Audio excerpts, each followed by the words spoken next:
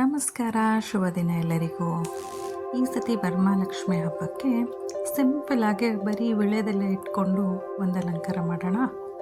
ಇದಕ್ಕೆ ಏನು ಬೇಕು ಅಂದರೆ ಒಂದು ಅಗಲವಾಗಿರೋ ಬೌಲ್ ಬೇಕು. ಅದು ಫ್ರೂಟ್ ಬೌಲ್ ಅಥವಾ ಬಿದ್ರಿಂದು ಬೌಲ್ ಎಂಥದ್ದಾದರೂ ಓಕೆ. ನಾನಿಲ್ಲಿ ಬಿದ್ರಿಂದು ಬುಟ್ಟಿ ಯೂಸ್ ಮಾಡ್ತಾಯಿದ್ದೀನಿ. ಅದಕ್ಕೆ ಈ ಥರ ಮೂರು ವಿಳ್ಯದೆಲೆನ ನೀಟಾಗಿ ಜೋಡಿಸ್ಕೊಂಡು ಅದಕ್ಕೆ ಸ್ಟೇಪಲ್ ಮಾಡ್ಕೊಳ್ಳೋದು.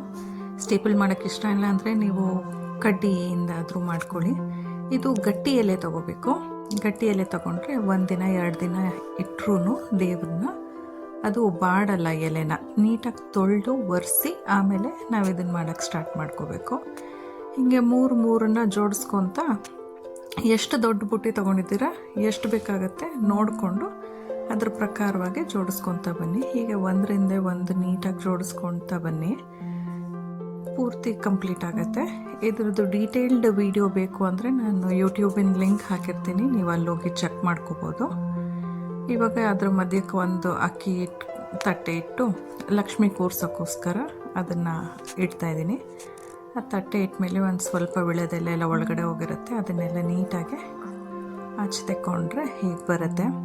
ಈಗ ಲಕ್ಷ್ಮಿನ ಕೂರಿಸಿ ನಿಮಗೆ ಯಾವ ಥರ ಅಲಂಕಾರ ಬೇಕೋ ಆ ಥರ ಮಾಡ್ಕೋಬೋದು. ನಾನು ಜಸ್ಟ್ ಇಲ್ಲಿ ಒಂದು ಹಾರ ಹಾಕ್ತಾಯಿದ್ದೀನಿ ಅಷ್ಟೇ. ಅದೇ ತುಂಬ ಬ್ಯೂಟಿಫುಲ್ಲಾಗಿ ಕಾಣಿಸ್ತಾ ಇತ್ತು. ಈ ಸತಿ ವರಮಹಾಲಕ್ಷ್ಮಿ ಹಬ್ಬಕ್ಕೆ ಈ ಥರ ಟ್ರೈ ಮಾಡಿ ಹೇಗೆ ಗೊತ್ತು ಅಂತ ನಂಗೆ ತಿಳಿಸಿ. Thank you so much for watching ಕೊಕೋರೀಸ್.